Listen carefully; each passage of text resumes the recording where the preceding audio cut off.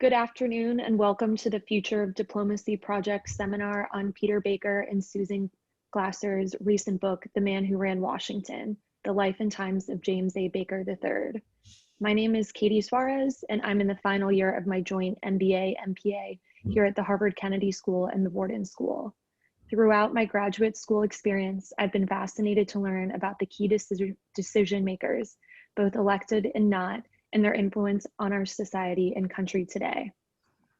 Before we begin, we invite you to keep your video on and raise a virtual hand to ask a question during the Q&A portion. Also, beware that this session is being recorded and your image may appear in the recording, and that we may post this video to the Belfer Center's website. I'm pleased to welcome Peter Baker and Susan Glasser virtually to the Kennedy School. Peter Baker is the chief White House correspondent for the New York Times, responsible for covering President Trump, the fourth president he has covered. He covered President Obama for the Times and Bill Clinton and George W. Bush for the Washington Post. Mr. Baker joined the Times in 2008 after 20 years at the Post and has written about Mr. Trump since the inception of his administration, through the turmoil inside his White House and the many battles with adversaries outside it. He has written about the investigation into Russia's election interference, legislative struggles over healthcare and tax cuts, decisions of war and peace in Afghanistan, Syria, and North Korea, and the impeachment of the president. Susan B. Glasser is a staff writer at The New Yorker, where she writes a weekly column on life in Trump's Washington. Glasser has served as the top editor of several Washington publications. Most recently, she founded the award-winning Politico magazine and went on to become the editor of Politico throughout the 2016 election cycle. She previously served as the editor-in-chief of Foreign Policy, which won 3 national magazine awards, among other honors, during her tenure. Before that, she worked for a decade at the Washington Post, where she was the editor of Outlook and National News. Professor Nicholas Burns will be moderating this discussion. Professor Burns is the faculty chair of the Future of Diplomacy Project and the Goodman Family Professor of the Practice of Diplomacy and International Relations at the Harvard Kennedy School. Katie, thank you very much for that very kind introduction to our 2 guests, Peter Baker and Susan Glasser. It's a pleasure to welcome both of them here today. I want to say a word about Peter and Susan, a word about their book, and then we'll get to a conversation, but I'm just looking through the Zoom here, and I want to welcome Professor David Gergen. I know Professor Gergen, who's worked in 4 presidential administrations, will have a lot of insights into his friend Jim Baker. We'll look forward to hear from David. I want to welcome Professor Will Tobey, who also worked for Secretary Baker and President George H.W. Bush. Welcome to Professor Josh Shifrinson of Boston University, who's been a chronicler of American presidents and foreign policy, and Ambassador Peter Wittig, the former German ambassador to the United States and to the United Kingdom and to the United Nations, who's a fellow with us at the Future of Diplomacy Project. So welcome to everybody, and particularly welcome to Susan and to Peter, 2 friends. I want to say, in addition to what Katie has said, just a few words about them. I think that Peter and Susan are 2 of the most distinguished and important journalists of their generation in the United States. You all know, as Katie said, that Peter's the chief White House correspondent of the New York Times. I always marvel when President Trump tweets something at 1 in the morning. There's a Peter Baker article that follows shortly thereafter. When does he ever sleep? He's tireless in chronicling the presidency of Donald Trump. And Susan's had such an amazing career, both as a policy person and also as a journalist. And I think her column, which I read religiously at the end of every week in the New Yorker, is now the must-read column about the culture of the Trump presidency and the impact it's having on the United States and on the American people. So I wanted to pay tribute to both of them for what they're doing. And their subject in this magisterial biography, and if you haven't read it, I encourage our students, I encourage our fellows, I encourage our faculty. I'm not being paid to do this. I have no book royalties from Peter and Susan. It's a great book. I think it's one of the finest political biographies that I've read, certainly of an American figure, in a very long time. And Peter and Susan, I see Secretary Baker, James A. Baker III, as a singular figure. He's someone who rose to, the greatest heights of domestic politics, running 5 presidential campaigns, serving as White House Chief of Staff and Secretary of the Treasury. And then he became, and we're going to talk about this, an exceedingly important and successful Secretary of State. We know him at Harvard pretty well. We invited him here in 2013. We conferred our Great Negotiator Award on James A. Baker III. He spent an entire day with us. It was a fascinating day where he went through his childhood, what he learned as a Marine at Princeton, in his long career, about how to be prepared, how to be maybe the best prepared person in the room, how to be successful, how to think about power. He came back. I interviewed him at Harvard Law School a couple of years ago, and even into his 80s and now his 90s, he continues to be vibrant and insightful, and we can all learn from him. I saw him as the master of the game when I worked in the George H.W. Bush administration. So thank you for writing this book. Thank you for being with us today. Peter and Susan and I have not rehearsed this, but I'm going to ask them a couple of questions, and then I'm going to turn it over to our students. And Peter and Susan, we have a lot of our students from the Harvard Kennedy School today, in addition to Katie, who is a joint degree student at Wharton. She already has her MBA, and at the Harvard Kennedy School, we have, I'm looking at Tom Caldwell, who's one of our Army Colonel. We have a lot of our military officers here today. We had a lot of our civilian students, both American and international. So we've got a great group for you. First question. What I didn't say is that Peter and Susan, they're sitting together, are married. And this is the second book that they have written together after Kremlin Rising in 2005. So Peter and Susan, why a second book? Why Baker? How long did it take you to write this? What kind of a challenge was it? And welcome. Well, Nick, first of all, thank you so much for that way over the top introduction. We're, just so overwhelmed by your generosity, and you're being much too nice, but I know that's what they deserve. Diplomat school, and you were a world-class diplomat, so diplomacy is not dead. Look, we're incredibly grateful to be here, and still remember our Kennedy School book launch for Kremlin Rising, which amazingly enough was 15 years ago. So the good news is we're still on speaking terms after 2 books together, and we're still married. And arguably this one, although it took a long time gestating, 7 years in the works. So you asked the question of why Jim Baker and why now? The answer is, at least to why now, we had no intention of it being now. But if you're going to work on something for 7 years, why not have it come out in the middle of a pandemic, 3 weeks before an election, right?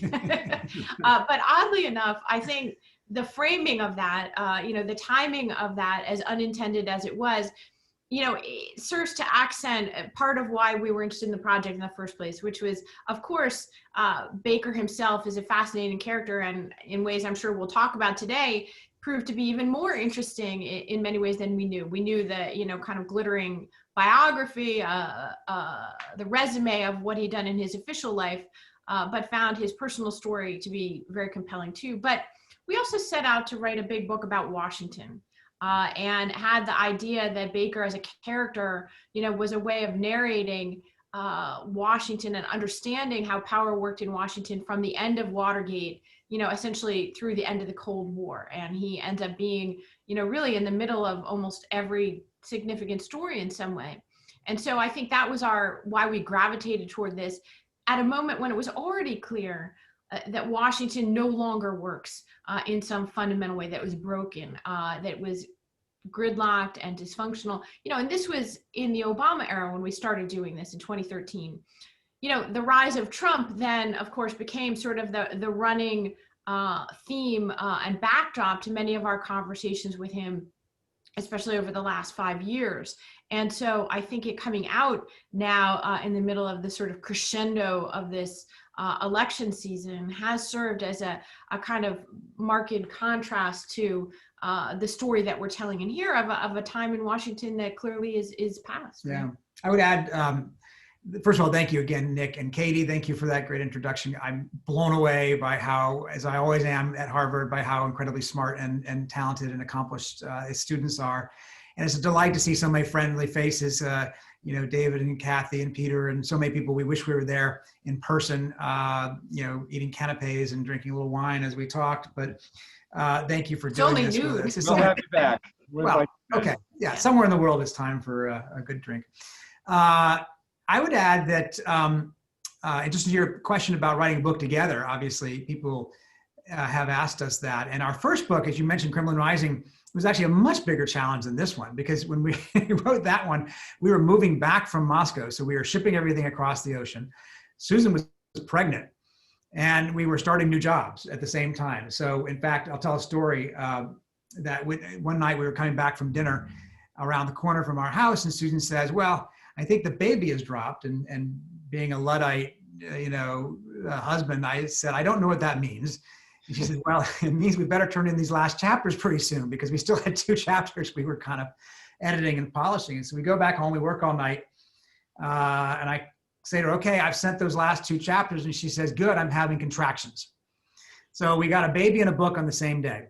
And you can ask Susan which one is harder, but this book by comparison was easy. It was only we just had the book.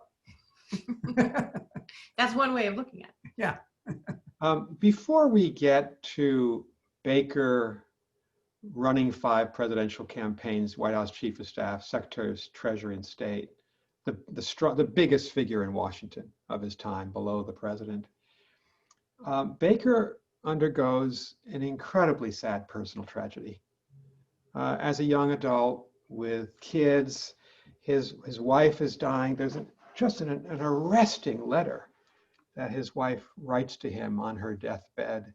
And out of that tragedy really became his life as a public figure. Do you want to tell that story that he is often told? Yeah, Nick, I think it really is important. Baker was actually an accidental master of Washington, and that came through very clearly in our research. That joke about him as sort of the world's most successful mid-career change.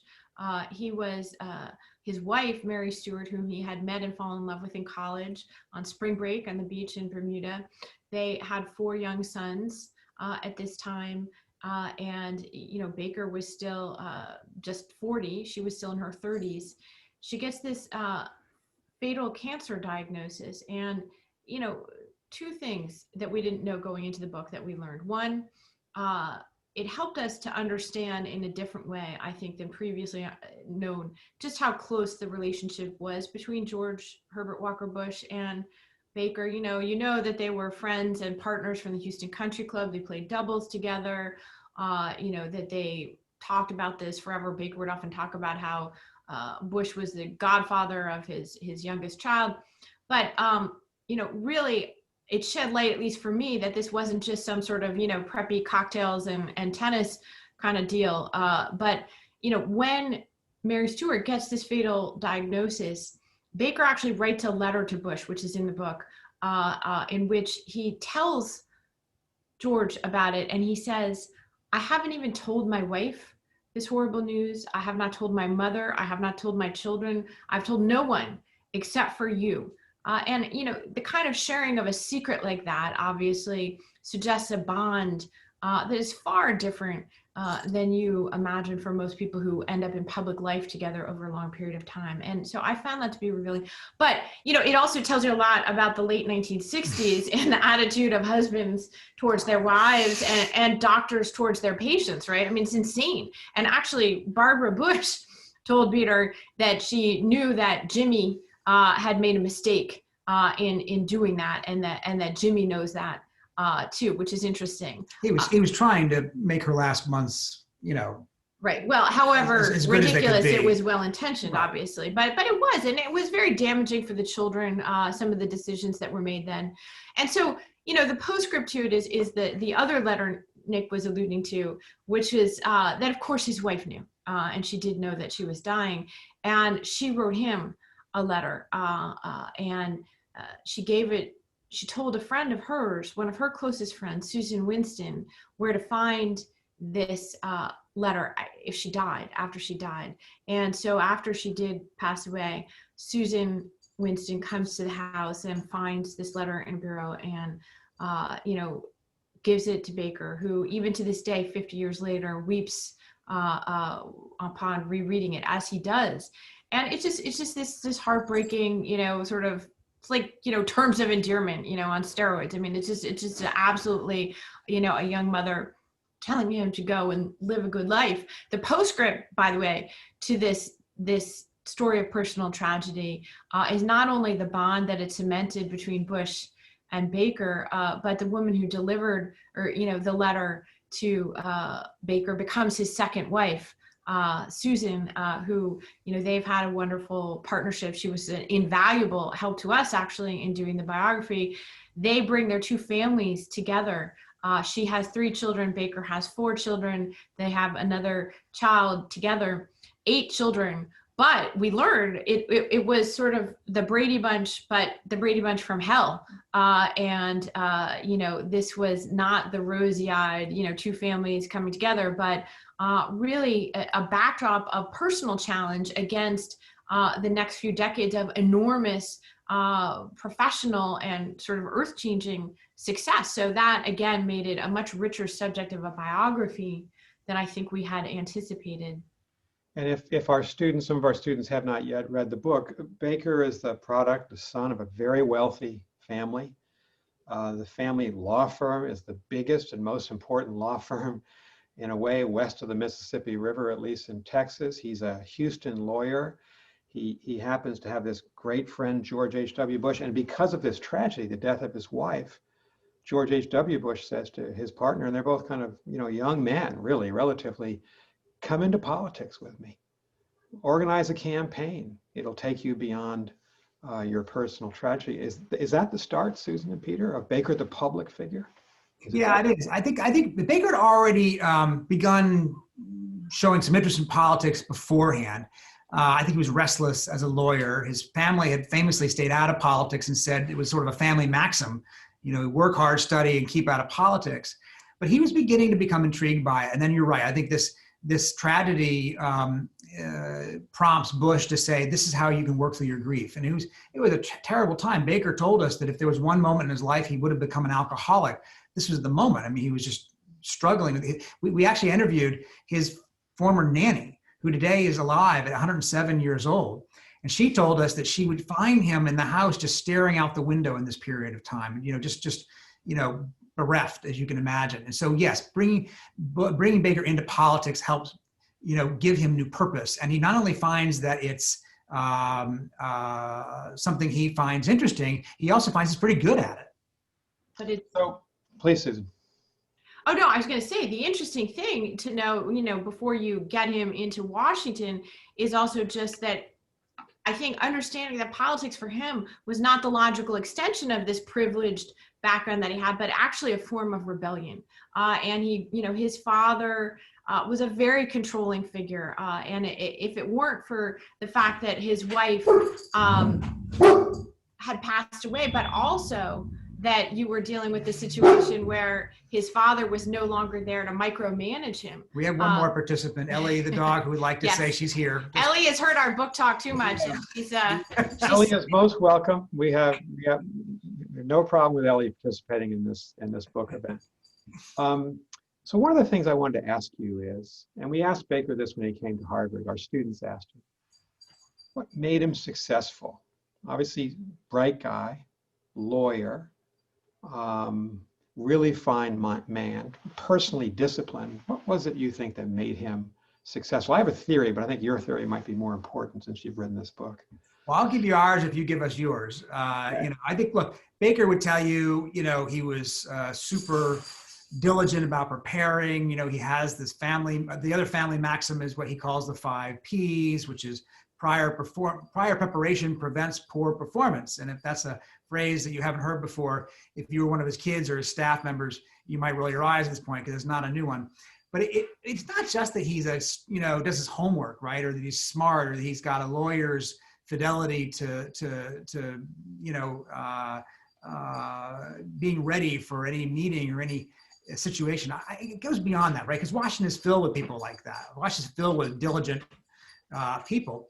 But I think that he had a natural instinct and a natural intuition that is hard to teach, right? It's hard to replicate, in which he understood people on the other side of the table. He understood how the gears of politics and government worked. Hedrick Smith, who covered him for the New York Times way back then, told us that he saw Baker as a billiards player who understood exactly how each of the balls was going to carome and off each other, what angle it was going to go to, and how it might or might hit the pocket he was trying to hit.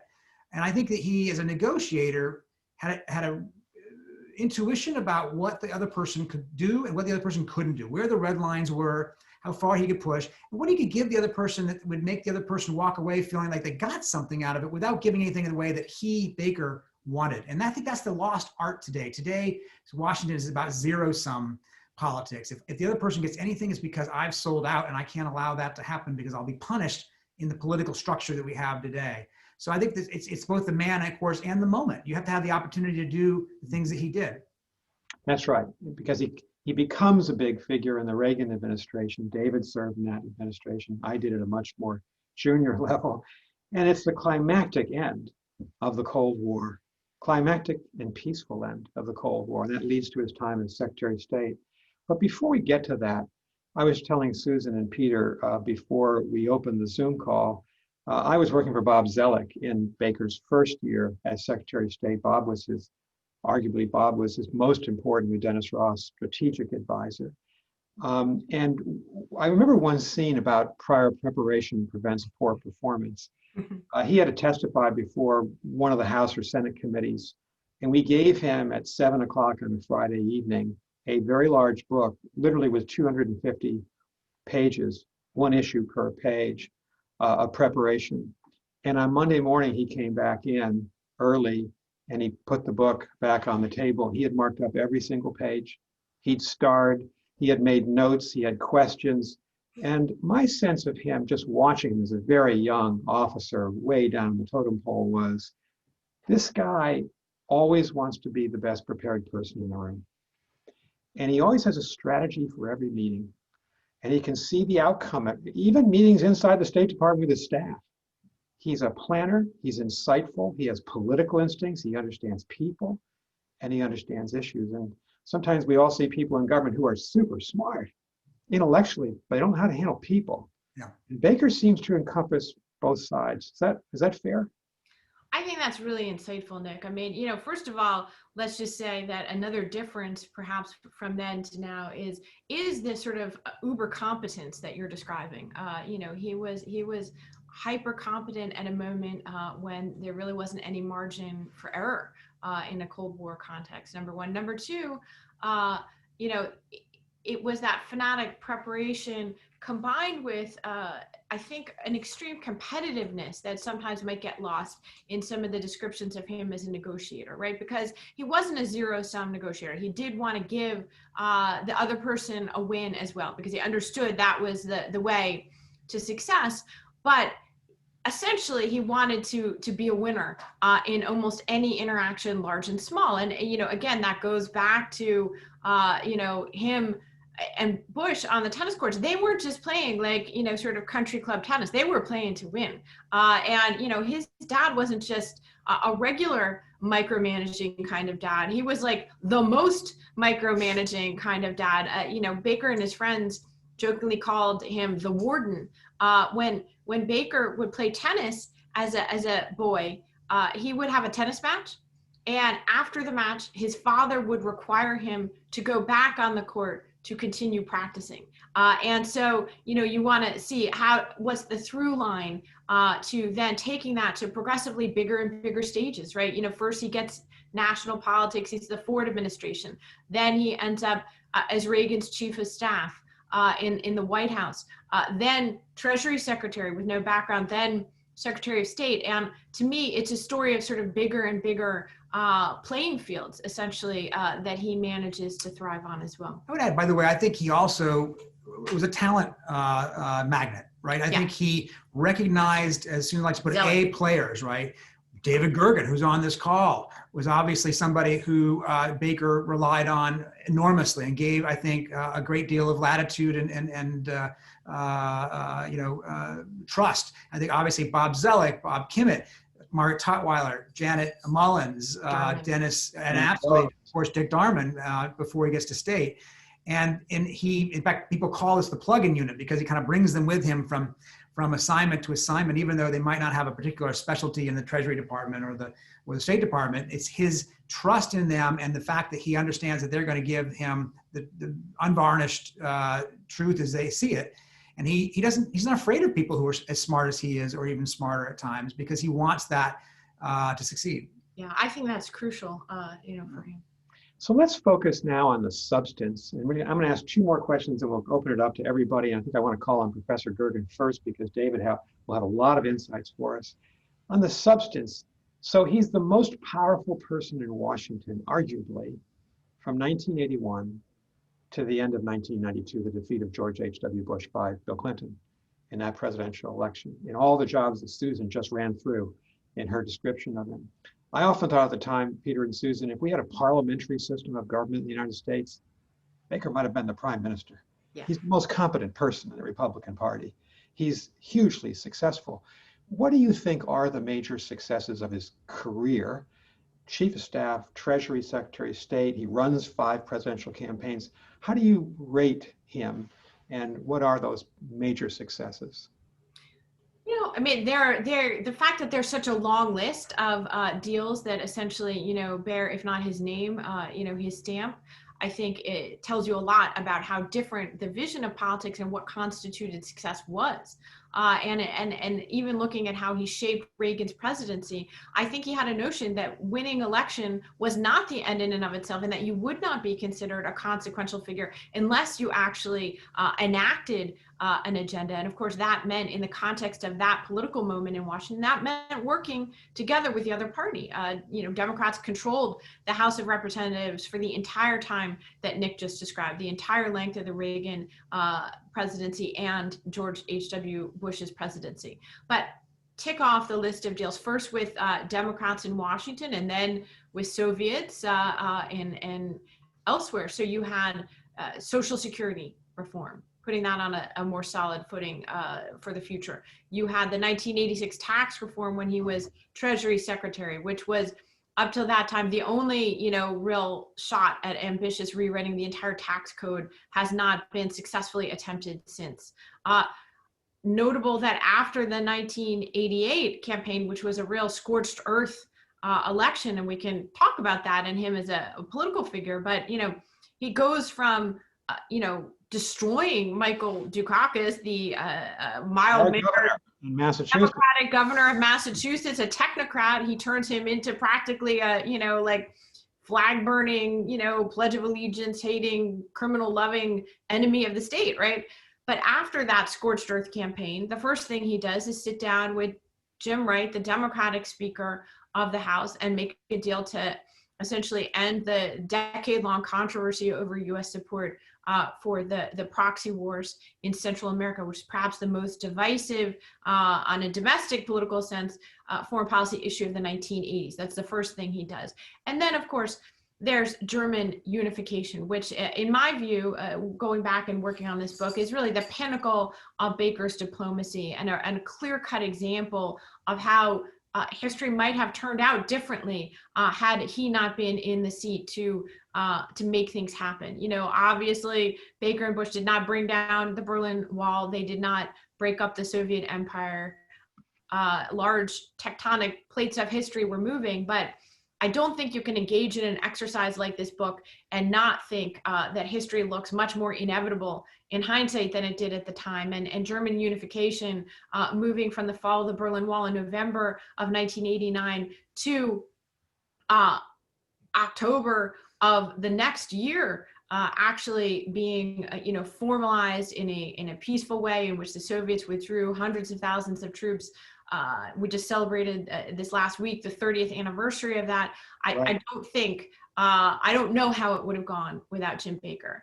And then, the final thing was a sort of unfinished piece of business, very significant, but probably not lasting in history because Bush didn't win a second term, but the Madrid Peace Conference represented at least the promise of an actual durable peace between Israel and the Palestinians.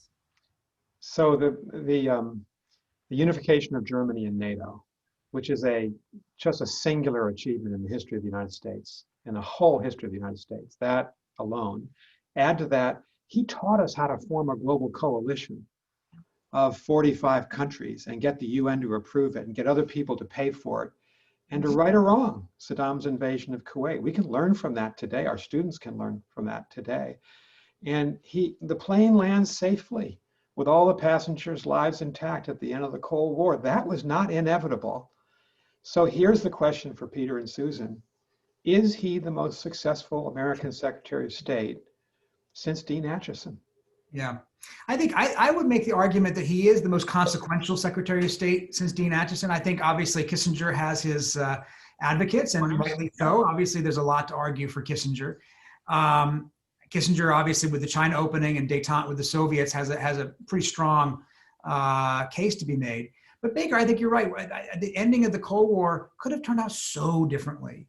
And again, as Susan said, it's not that Baker or Bush were the movers of history, but they did harness history. And I think that that's so important. They took advantage of the opportunities that were available, and they met the challenges that they were presented with of that time. And Germans were the ones who were unified, but it's very possible it might not have happened, at least as smoothly as it did without a Baker to help midwife it along.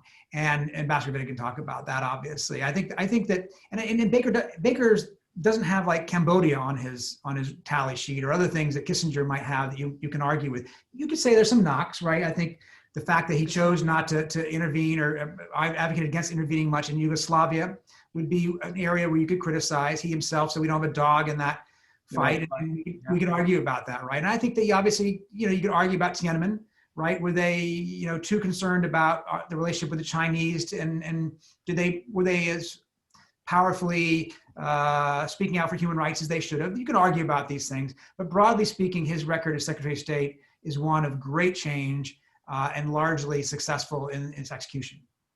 Thank you very much. And I may have a question or two more, but I would like to bring in everybody else. I know Professor Gergen will have a lot to say, and because he knows Jim Baker so well, I know that Professor Josh Shifrinson, who is here, is researching and has studied this period in American foreign policy. He's done a lot of research in the Bush Library in College Station, Texas, at Texas A&M. And Josh, your view is Peter says most consequential. I say I agree with Peter, most consequential, most successful. How do you rate him? Students, here's a chance to ask questions. So just press the blue raise hand button. I'll call in people in order, but Professor Gergen, you got pride of place. Please take the floor. David. Susan and Peter, congratulations. It's a wonderful book. It's good to see you both, but I'm enjoying it. I'm in the middle of it. I'm reading about the Reagan years now, and I've got a long way to go, but it's just a wonderful book. And I'm hearing from other friends who did not know Jim Baker, who find it. I just heard from a young man named Eric Lesser, who is a young member of the Senate here in Massachusetts, a graduate of the Kennedy School. And he loves the book because he thinks it's such an important understanding of politics. So just a few quick points about what I found distinctive about Baker that came out once again in the book was first and foremost, he was very well anchored as a human being. He wasn't needy, emotionally needy. He wasn't narcissistic particularly, and he was self-confident. He'd come through a lot of, he not only came from wealth, but he also had gone through the hardship. And I think the hardship actually strengthened him in terms of his leadership. And he come through the worst, and he couldn't get any worse than that. He had, more than almost anybody I've met, an instinct for power and the uses and exercise of power. I was so glad that you turned to that again and again in the book, because in the Reagan years, he just swept aside Meese, he swept aside Haig, he cleared the way, and it was, making the decision as he did that Meese ought to sit at the cabinet table and he shouldn't, was so smart, because it really gave him more power. He accumulated power, and then one of the reasons he was so good at exercising it, I must say that it's very hard to think of people since George Marshall, other than Baker, who was what should I say here? He was, George Marshall was known as the best picker of men, as general and then as secretary of state and his other jobs. I think Baker was a very, I mean, this is self-serving, I suppose, but I was privileged to be on the Baker team. But I can tell you, they were always the finest people on the field. They were the smartest. They were dedicated. They were honest. They really cared about the country. And I think, people like Dick Garman to this day, we have a room in the county school named after Dick Garman, as we properly should. And finally, I would just mention his sense of humor. We had a lot of fun joshing him for various things. I could tell you a variety of stories that things we pulled on him, stunts we pulled on him. And you mentioned one in your book, but I remember when you're such a chief of staff at the White House, you get all these gifts from people you've never met. You got to get them out of your office right away. Within 2 or 3 days, you've got to be turned over somewhere else, so you don't have people getting gifts. Way back when, in the Eisenhower days, that was really, really important to lose a chief of staff over that. But Baker had this rule: if you got a gift that came in, it had to be out that day. Well, one day we had arrived a portrait of Baker. It was about a 3x4 portrait. It was a big portrait of Baker, very, very well done. But instead of sending it to whatever gift central, Deaver and I we hid it in our closet. And the day came for a Reagan birthday, and he and Nancy were down in the diplomatic room getting ready to get on the helicopter. Deaver and I had wrapped up this portrait and birthday paper, and we came into the meeting, and there were the Reagans and Deaver and Baker and me. And Deaver and I said, Mr. President, it's your birthday. We want to celebrate. But Jim asked us if we've been parting this gift down. We have a gift here from Jim Baker. I just want to make sure you know that. So Baker gets this thing, starts opening up, and there's this portrait of Baker. And Baker goes crazy. Because he couldn't believe we pulled this off on him, and the Reagans laughed it off.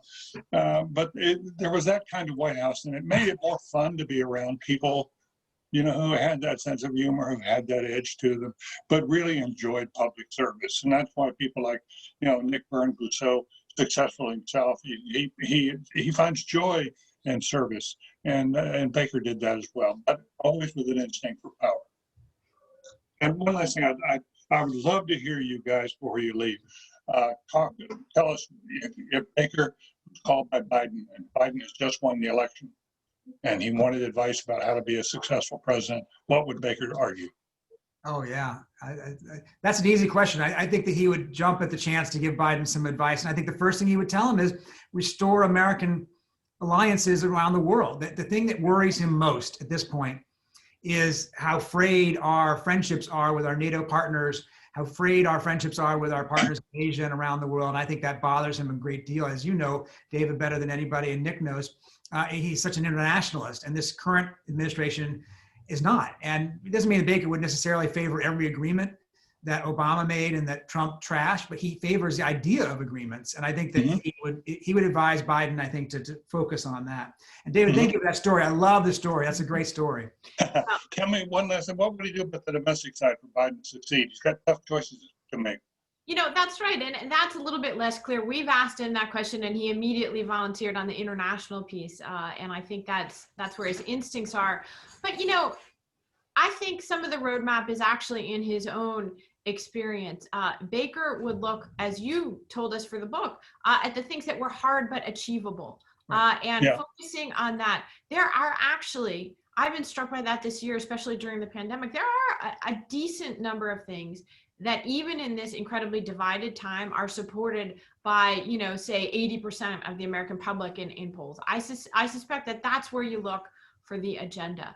And somebody who chose, not to, spend their time on, ending Roe versus Wade, but, he was never a culture warrior. Even in the Reagan administration, he tended to steer far away from that. I'm quite sure that he would recommend, what's your list of 5 things that there is a broad-based consensus in American society to do. Today, by the way, marks the 1-year anniversary since the President of the United States spoke with the Speaker of the House of Representatives. This is literally insane. And I imagine, look at how there's not been any coronavirus relief bill passed by our government since April. If Jim Baker were around, he would say, well, that's the first thing you do. This country is hurting. And I feel quite sure that even at the age of 90, that's a deal that he could get in one day. Honestly, I actually do think that. It's actually, we've gotten so used to the dysfunction.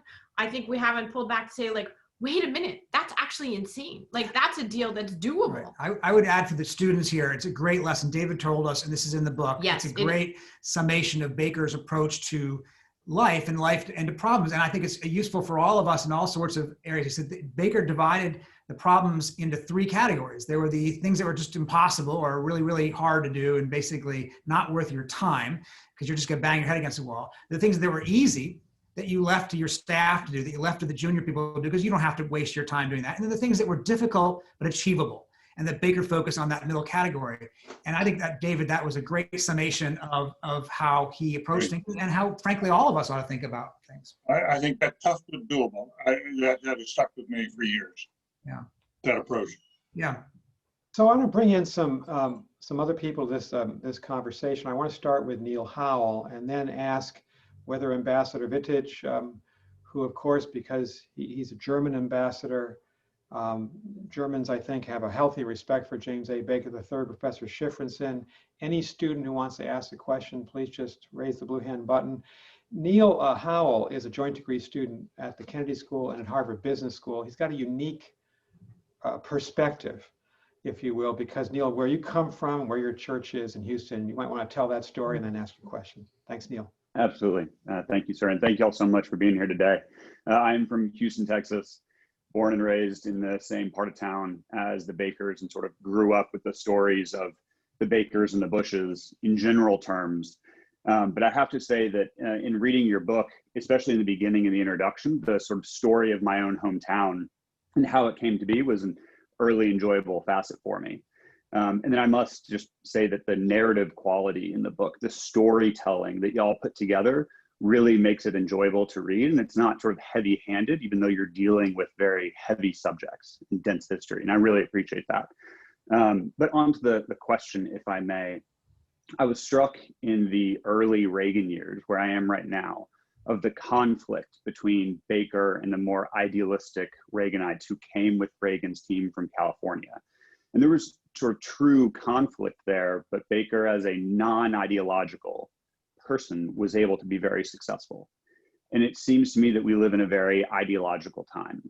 And so I'm curious, given sort of your obviously acute knowledge of Baker's story and of Washington today, if a character or a person like Baker could find the same success in today's Washington against ideological competitors that he found then, and if not, what would need to change for a Baker-like figure to be successful? Well, that's a great question. And I think it is the question in many ways posed by juxtaposing these two moments in time, right? The thing about Baker, and again, David, witnessed this firsthand, so, he will have a much better and more nuanced understanding of it. But the thing about Baker is that, if you let ideology blind your analysis of actually what the situation is, then regardless of, whether it's right, left, or in between, you're in trouble. I used to joke when I was at Harvard, you're really in trouble if you're lying to yourself and believing it, right? Well, Jim Baker was ruthlessly unsentimental in his analysis of problems, right? And I don't think that means that you don't have a compass or, an orientation on policy issues. But I think that he was just the rigor and ability to be completely unsentimental about understanding things was his one of his Washington superpowers. And, there's a great quote in the book actually from Margaret Tutwiler, who was, a close advisor of his all the way from the Ford campaign in 1976, all the way through to the State Department. And, she said, and this is, again, someone who's close to him and, has a close relationship, he was just ruthless in unsentimental in how he looked at problems and people. And I think that was the key in that Reagan White House for him. So, Reagan came into office having campaigned on abolishing the Department of Education.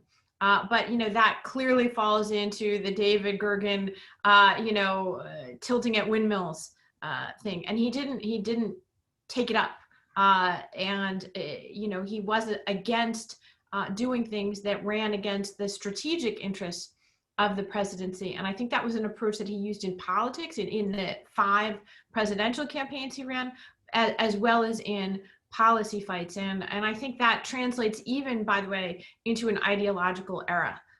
You need to understand what's possible if you actually want to get things done. I don't think those two are often set as antagonistic to each other, right? And yet I don't think that they are. And that, I think, is something that really stung Baker, was this idea that by adopting a pragmatic approach to putting through Reagan's agenda, that he was somehow hostile to it. And that criticism from the sort of hardcore Reagan revolutionaries was something that, wounded him. It was a very effective political weapon to use against him. This cry of "let Reagan be Reagan" was implicitly a critique of Jim Baker. But I think he would say, and I think Ronald Reagan would have said, that those two were not in opposition to each other. So I wanted to just ask a follow-up there, but I want to welcome Peter, your colleague from the New York Times, Carol Giacomo, great friend of mine and many of us, who's a fellow here at the Institute of Politics. Malcolm Weiner, who's been so important to all of us at the Kennedy School, is with us. I want to welcome both of them. I want to go next to, I can't see Professor Shifrinson anymore. Maybe Erica, if we can, if he's there, I want to call him. I'm here. Good. Josh, I'm going to call on you next, and then Ambassador Wittig. Students, Blue, raise their hand. I'll call on you. But a follow-up question from what you're just talking about, Peter and Susan. If Joe Biden wins on November 3rd, and if it's a decisive victory, and if Republicans, as we may have had an indication of this from Ben Sauce in his Wednesday remarks, begin to think that they need to smash Trumpism and recreate themselves, what is there in Baker's attitude, his philosophy of government, that Republicans, 21st century Republicans, young Republicans, might be able to learn from? Well, it's a good question, right? I mean, how much is this personal to Trump versus philosophy? Trump represents he really is the un-Baker in so many ways. He's the un-Baker in terms of temperament and style and character and approach and seriousness of purpose and all of those kinds of things. He's also the un-Baker in an ideological sense, because I think, Baker is a believer in internationalism. He's a believer in free trade. He's a believer, at least in the theory, at least in fiscal discipline. You can argue about how successful Reagan was about that. But he's a believer in some of these traditional Republican values that Trump has kind of upended.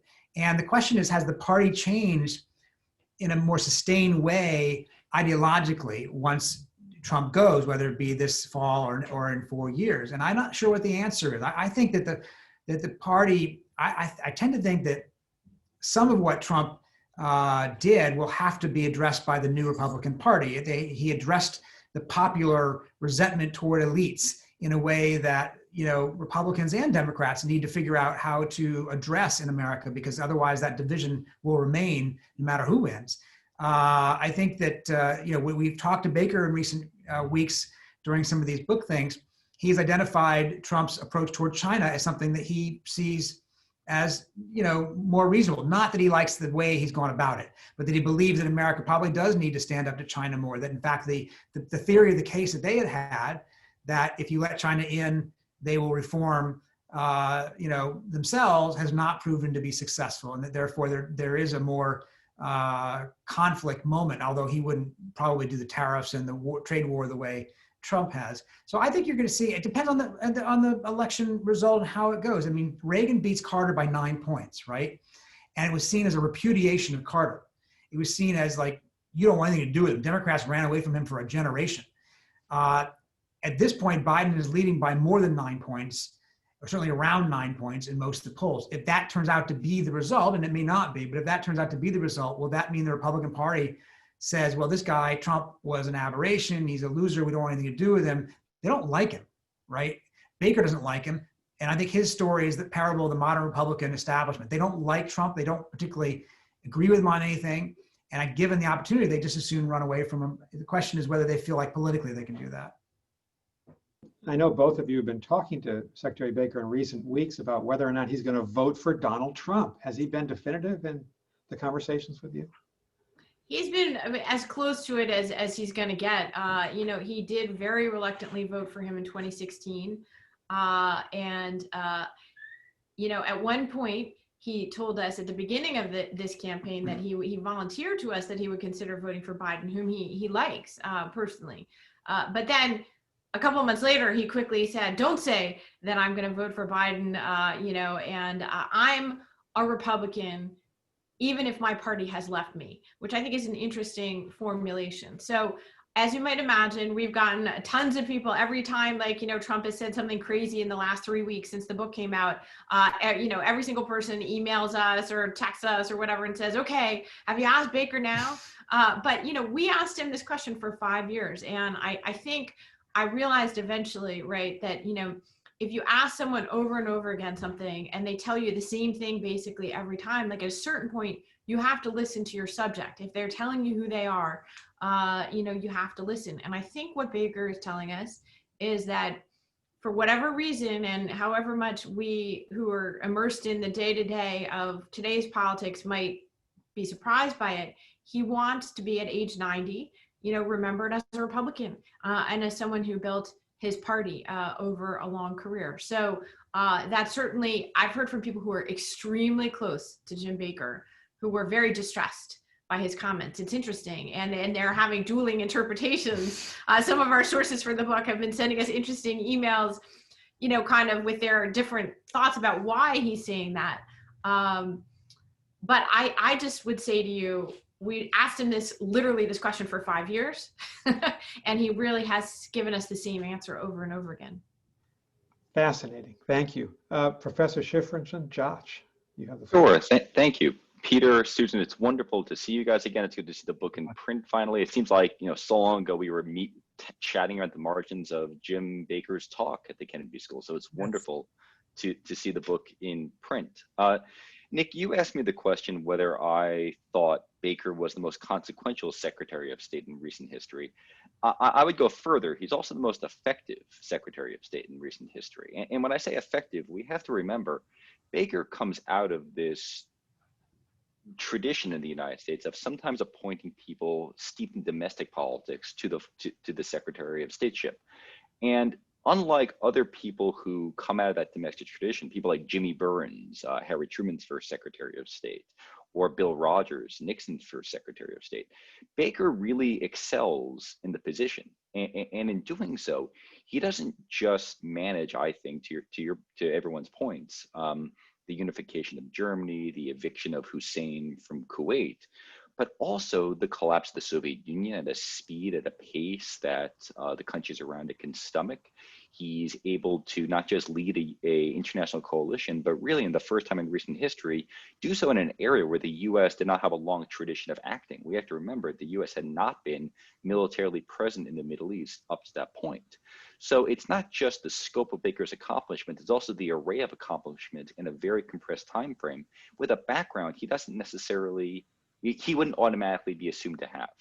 And so I guess my question to you, Peter, and you, Susan, is to what extent did you find Baker's experience in working at the domestic scene extending to the foreign arena? How did he take the insights gleaned from first being at Commerce, then running Bush's failed 80 campaign, chief of staff, so on and so forth, and apply that into the foreign arena? Thank you.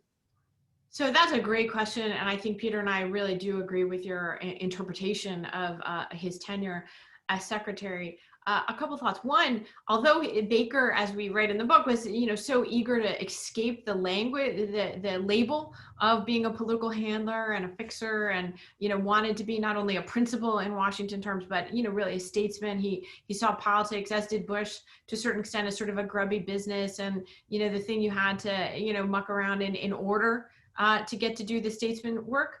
But that being said, arguably, really, his accomplishments are all of a piece of him being uniquely politically gifted, whether the field of play was domestic politics or international politics. I think that really is the way to see Baker as a uniquely skilled practitioner at politics writ large.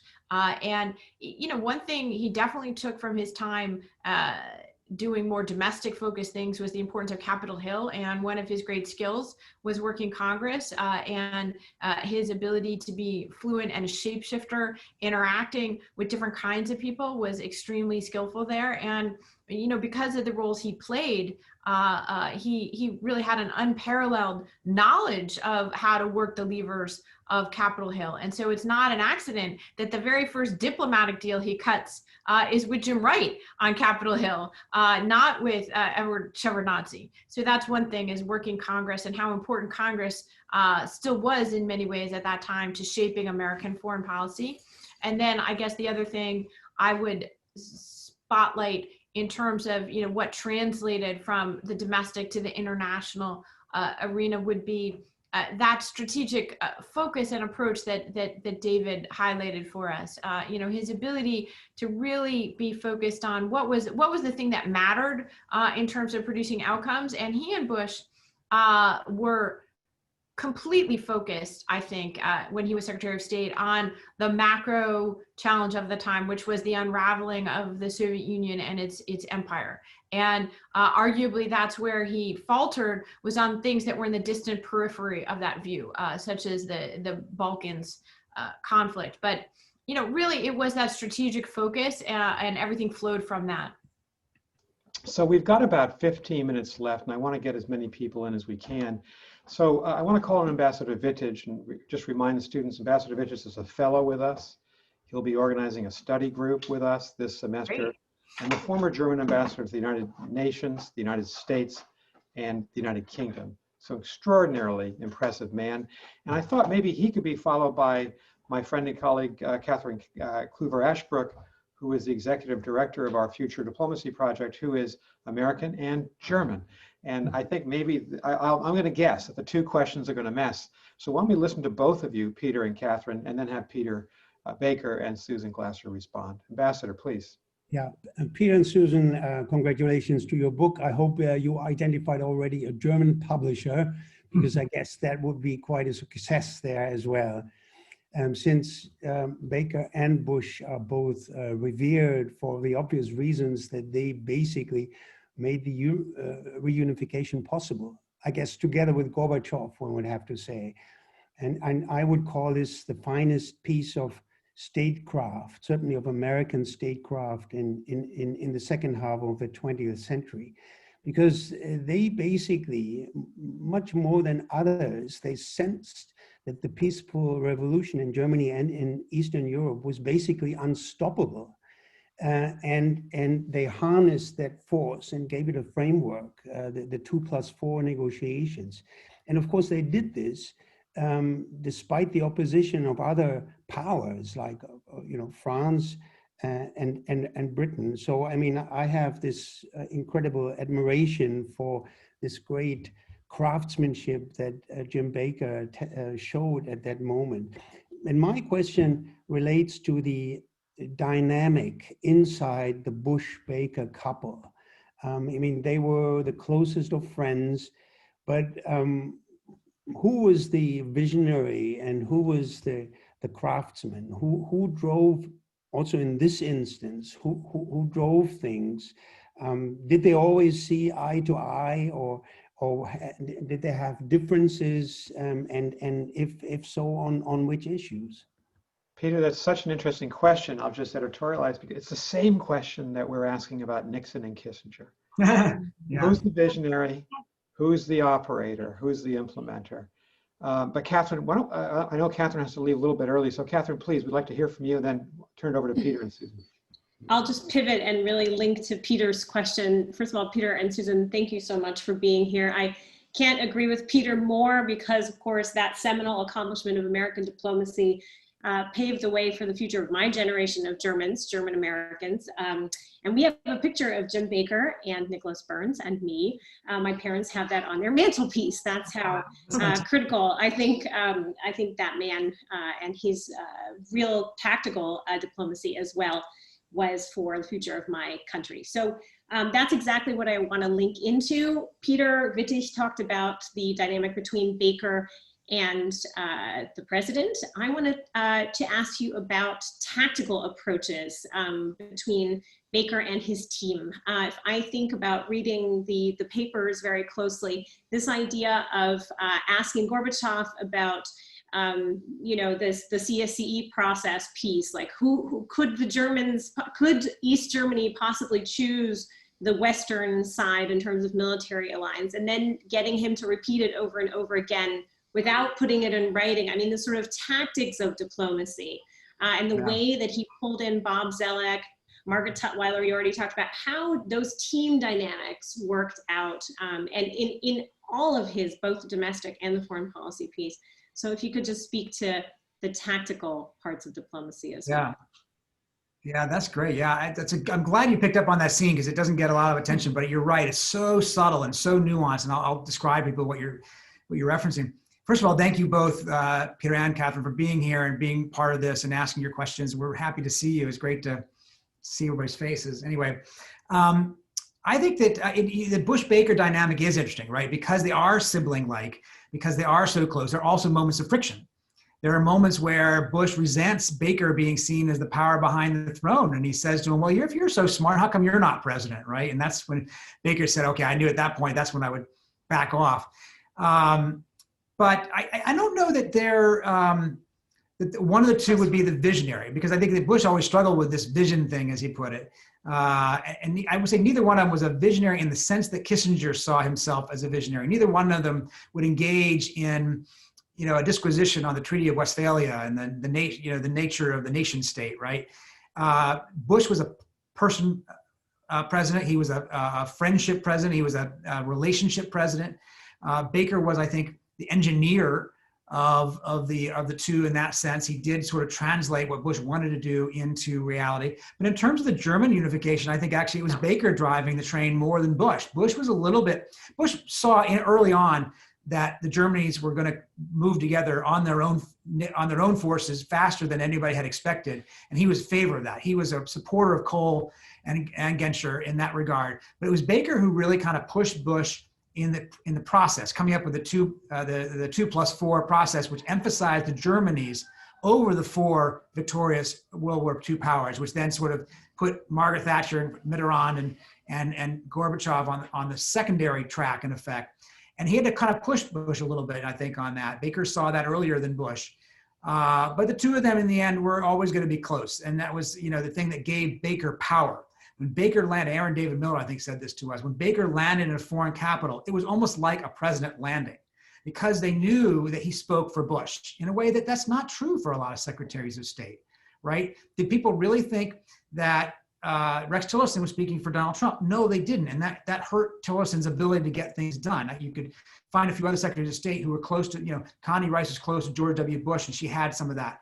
But few people had that the way Baker had that with Bush. So that gave him power. To Cathryn's point, which was, Gorbachev.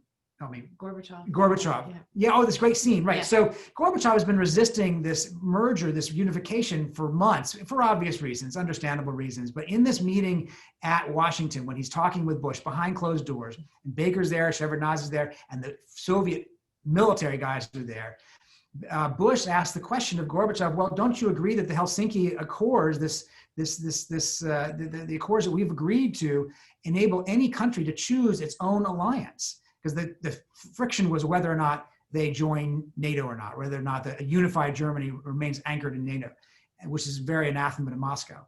And Gorbachev says yes, basically that's what the accords agree, so I would have to agree. And Bob Blackwell, who is an aide to the president, slips him a note saying, get him to say it again. And Bush does. He gets him to say it again. And the Soviets are all really riled up behind. You can see behind Gorbachev there, Akron Maya, the Soviet chief of staff, and they're all, but Gorbachev has made this commitment. Now, what happens next is also, I think, a testament to how Baker diplomacy worked. They didn't announce it. They didn't come up with some big, a statement that would put Gorbachev in risk of his people. They simply allowed it to be mentioned in in passing almost, as if it was a minor thing, but on the record. And so when we looked back at the newspapers the next day, it was only in the 27th paragraph of the Washington Post story that Gorbachev had agreed to this, which is this huge pivotal moment. But by not rubbing Gorbachev's nose in it, by not, sort of overplaying their hand, they made it stick. And it's that subtlety, that nuance that we don't often see, I think, in today's diplomacy. Now, unfortunately, I know we got a few more minutes left. I'm going to leave you, Susan, for the end, because I've got to run off to do a quick MSNBC thing. And I apologize for that. There was too much of an overlap.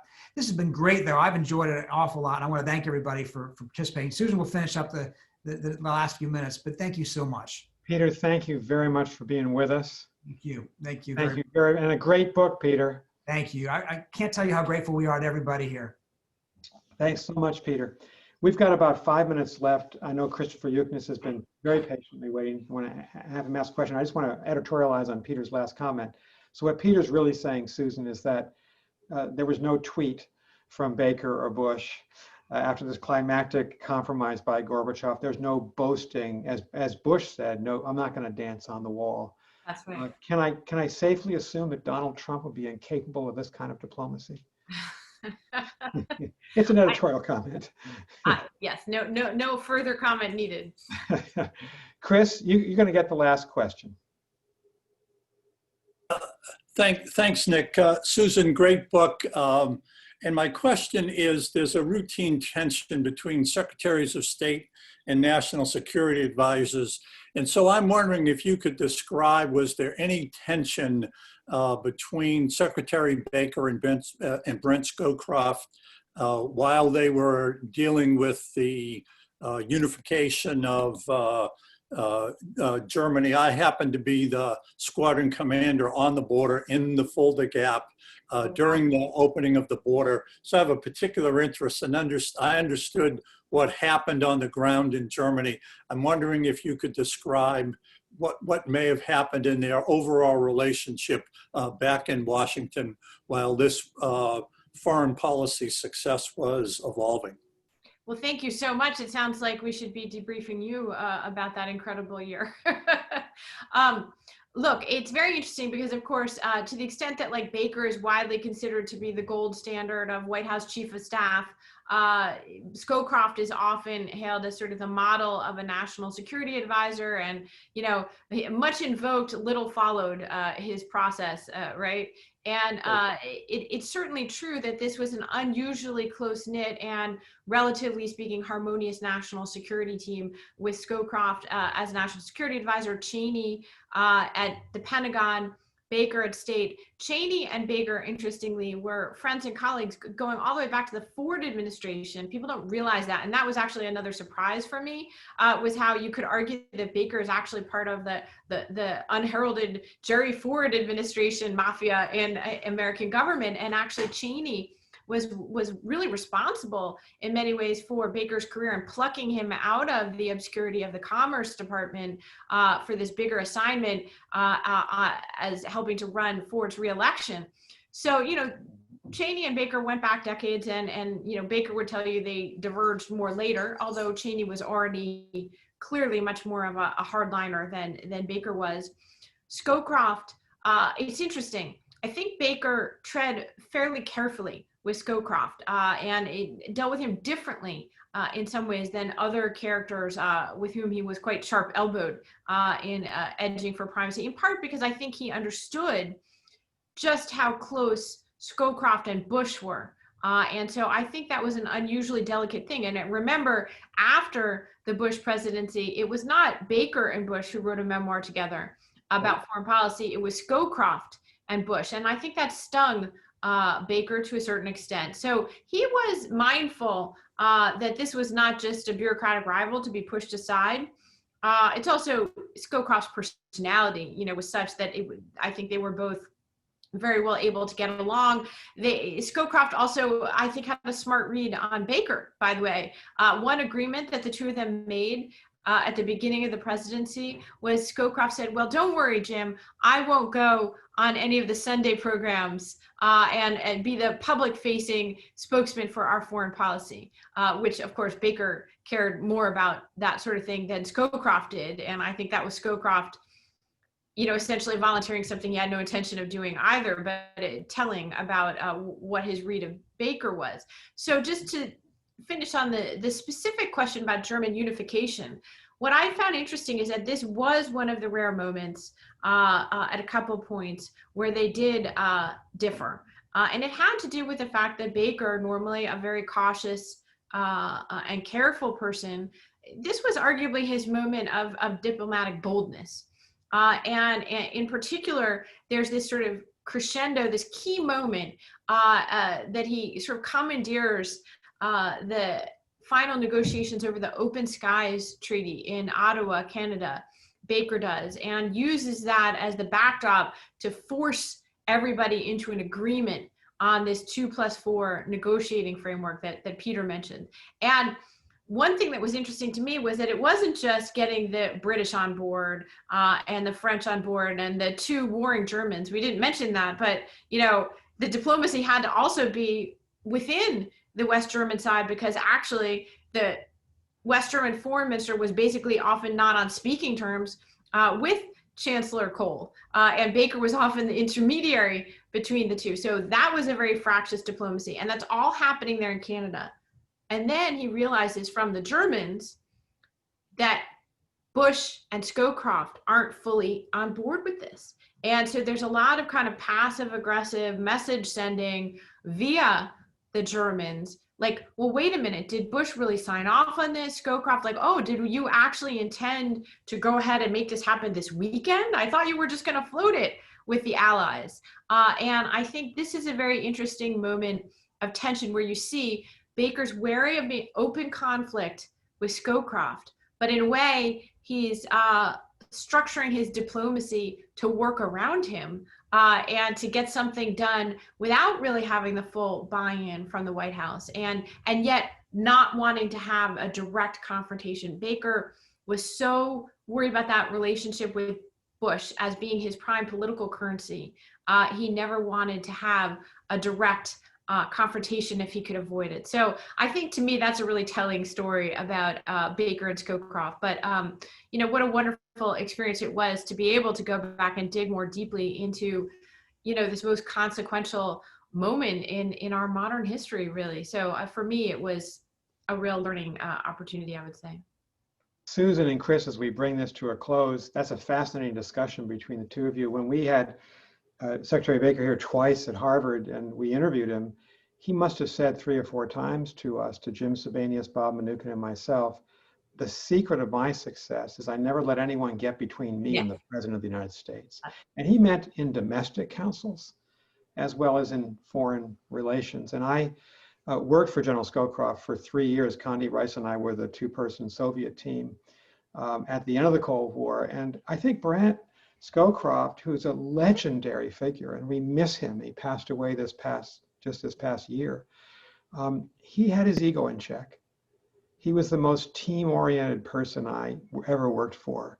He had great respect for Secretary Baker, but they had their differences. And I think one of the most significant was before our invasion of Iraq in 1991, Baker felt very strongly we had to go the extra mile to show the world that we were at least willing to listen to a peaceful solution. He said, I'm going to go and meet Tariq Aziz, the Iraqi foreign minister, and Brent Scowcroft and Dick Cheney opposed it. Baker won that argument with President Bush. It was a big argument among those 4 principles. And Tariq Aziz did not deliver a peaceful solution that enabled us, I think with full support of the entire world, to invade Kuwait with that multinational coalition. But I guess my instinct here, or my takeaway, Susan, from your book, from this discussion, this last discussion, is this was the most effective team we've had in our lifetimes in the White House on foreign policy. H.W. Bush, James Baker, Brent Scowcroft, Defense Secretary Dick Cheney. We haven't had a team like that, and we have one in the future because we certainly need it. in our foreign policy. I just wanted to thank Susan in absentia Peter. This is a great book. I urge our students to read it. I'm sure it's now online at the Harvard. Sorry about this, Susan. They can probably get it for free online at Harvard, but you poor students, you'll give them that. The rest of us should go out and buy it because I think we can learn a lot from it. And Susan, thank you for being with us. And thanks to Peter as well. Big round of applause. Wonderful job, Susan. Thanks for being with us. Fantastic conversation, Nick. Thank you so much. Thank you, David and Peter and everyone for sharing your insights. Really great to be with you today. Thank you. Thanks, Susan. Thanks so much. Thank you. David, thank you. Josh, thank you, everybody. Of course. Thank you, guys.